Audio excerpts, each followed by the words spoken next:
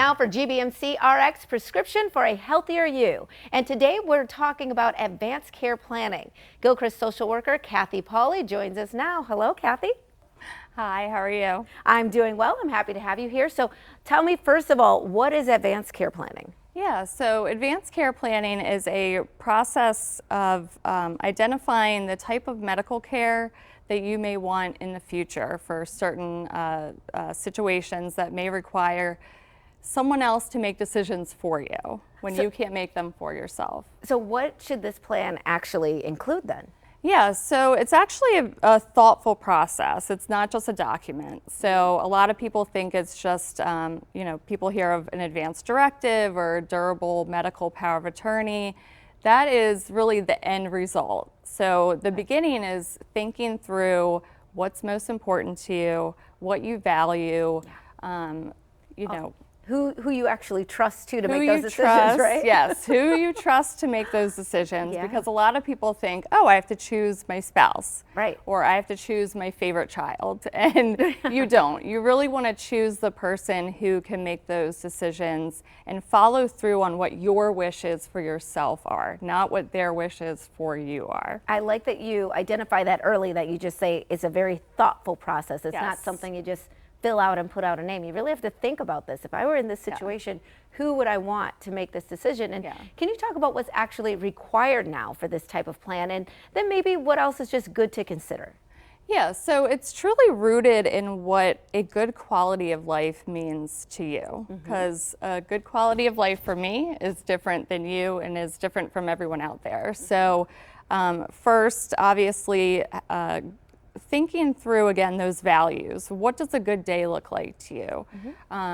What does a bad day look like? What do you value? What is most important to you? And then talking through that with the people that matter most. So, not everybody has family. Not everybody has, neighbors or close friends that can make these decisions for you. So it's truly finding those people that can follow through on those decisions that you've made. Right, and be an advocate for what you said that you wanted when you were healthy enough to make those decisions. And that is really why it's important to have an advanced care plan, right? Just to make sure that what you want is actually done, correct? Yeah, that's the whole, yes. It's very important because your goals and your values, we want to align that with the type of medical care that you may get in the future. So that's really important. So who should start thinking about, actually not who, I know we all should. When should we start thinking about creating one, and who should actually help us? Yeah, so right now, if you are 18, you should start thinking about making an advanced care plan. I have one. I think everyone should have one. I think the pandemic showed us that an illness can hit us at any time, and I think it's people think that you only need to start thinking about this if you're older or if you are diagnosed with a chronic illness, but really you need to start earlier because it really is a gift to your family and your friends. And something can happen at any time. I mean, I hate to think like that, but that can happen. Yeah. So when you have it, where do we store it somewhere? Do we give it to them? How do we?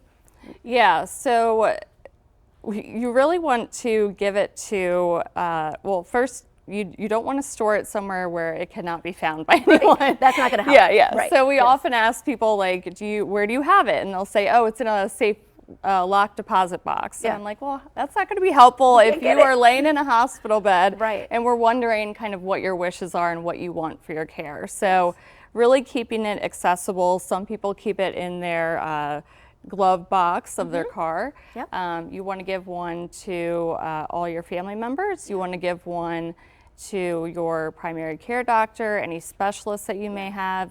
And if you go to the hospital, you want to make sure that the hospital has a copy as well. Kathy Pauley, I want to thank you for this information. Gilchrist is always so helpful for us as well. So thank you for being here, and we'll be right back with more Midday Maryland right after this. Stay tuned.